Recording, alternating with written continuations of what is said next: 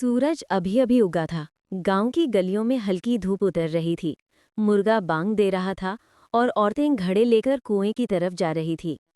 गांव के बच्चे स्कूल जाने की तैयारी कर रहे थे। सब कुछ बिल्कुल सामान्य था। तभी अचानक जंगल की तरफ से एक तेज गुर्र की आवाज आई।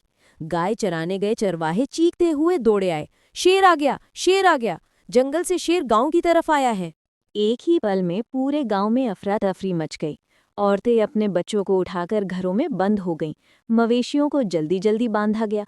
दरवाजे बंद हुए और गलियां खाली हो गईं। गांव के प्रधान रामलाल बोले, किसी को भी घर से बाहर नहीं निकलना है।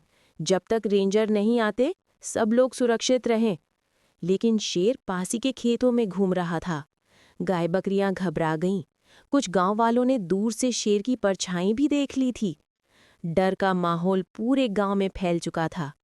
गांव में एक 12 साल का लड़का था, अर्जुन। छोटा था पर दिल बहुत बड़ा। वो रोज अपने पालतू कुत्ते शेरू के साथ खेतों में खेला करता था। जब उसने सुना कि शेर आ गया है तो वो सोच में पड़ गया। उसने माँ से कहा, माँ, अगर सब डर जाएंगे तो हमारी गायें कौन बचाएगा?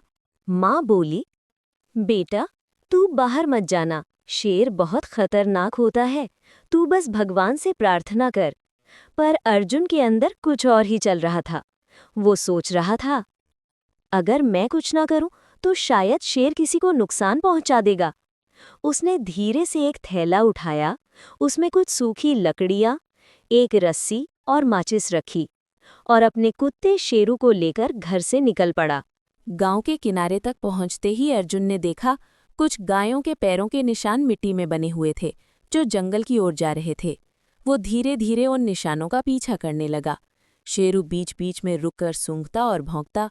पेड़ों की छांव में हवा चल रही थी, पर अर्जुन का दिल जोर जोर से धड़क रहा था। कुछ दूरी पर उसे झाड़ियों में हलचल दिखी। उसने झुककर देखा, एक गाय फंसी हुई थी और पास ही एक बड़ा सा शेर बैठा था। शेर का चेहरा डरावना था, उसकी आंखें आग की तरह चमक रही थीं। अर्जुन कांप गया, लेकिन उसने हिम्मत नहीं हारी। वो झाड़ियों के पीछे छिपकर सोचने लगा कि क्या करे। उसे याद आया, उसके दादा हमेशा कहा करते थे, हिम्मत के साथ अगर अक्ल लगाओ तो कोई भी जंग जीत सकते हो। उसने सोचा, शेर ताकतवर है, मैं छोटा हूं, तो मुझे चालाकी से काम लेना होगा। अर्जुन ने शेरू से धीरे कहा, भौंक मत अभी, बस तैयार रहना। फिर वो धीरे से गुफा के दूसरी तरफ गया, जहां से हवा आ रही थी। वहां उसने सूखी लकड़ियां इकट्ठी की और आग लगाई। धीरे धीरे धुआं उठने लगा और गुफा की तरफ फैलने लगा। शेर ने गुर्राते हुए सिर उठाया। उसे लगा कोई खतरा है। वो धीरे धीरे बाहर निकलने लगा। अर्जुन ने माचिस की एक और तीली जलाई और धुआं और बढ़ा दिया। शेर झल्ला गया और जोर से दहाड़ा, गुर्रा! शेरू भी उछलकर भौंकने लगा, भौं भौं भौं! शेर का ध्यान भटक गया। उसी समय अर्जुन ने एक बड़ा पत्थर उठाकर गुफा के दरवाजे के पास फेंका, ताकि शेर अंदर वापस न जा सके।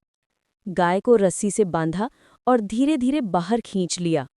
शेर कुछ पल के लिए रुका, फिर धुएं से परेशान होकर जंगल की तरफ भाग गया। अर्जुन ने गाय को धीरे धीरे गांव की ओर लाया। गांव के लोग अब भी डरे हुए अपने घरों में थे। जब उन्होंने देखा कि अर्जुन सुरक्षित लौट आया है और गाय भी साथ है, तो सब हैरान रह गए। माँ दौड़कर बाहर आई और अर्जुन को गले से लगा लिया। आंखों में आंसू थे, पर चेहरा गर्व से चमक रहा था। प्रधान बोले, अरे अर्जुन, तूने ये कैसे कर दिखाया बेटा? अर्जुन मुस्कुराकर बोला, डर सबको लगता है, पर अगर सोच समझकर काम करें तो डर पर जीत पाई जा सकती है। सब लोग तालियां बजाने लगे। गांव में खुशी की लहर दौड़ गई। बच्चे अर्जुन के चारों ओर जमा हो गए और सबने उसे शेर वाला अर्जुन कहना शुरू कर दिया। शाम तक जंगल के रेंजर भी आ गए। उन्होंने गांव वालों से सारी बात सुनी और अर्जुन की बहादुरी पर मुस्कुराए। उन्होंने कहा, ऐसे बच्चे देश का नाम रोशन करते हैं, हमें इस पर गर्व है। अर्जुन को सम्मानित किया गया। अगले दिन स्कूल में भी मास्टर जी ने बच्चों को उसकी कहानी सुनाई। सब बच्चों ने कहा, हम भी अर्जुन की तरह हिम्मती बनेंगे। गांव में अब कोई डर नहीं था। शेर फिर कभी गांव के पास नहीं आया। लोगों ने अपने खेत, जानवर और घर फिर से सामान्य जीवन में लौटा लिए। उस दिन अर्जुन ने सबको एक बड़ा सबक दिया। डर कभी हमें रोकता है, लेकिन हिम्मत हमें आगे बढ़ाती है। जब इंसान डर पर काबू पा लेता है तो वो किसी भी शेर को हरा सकता है, चाहे वो असली हो या जिंदगी का कोई डर।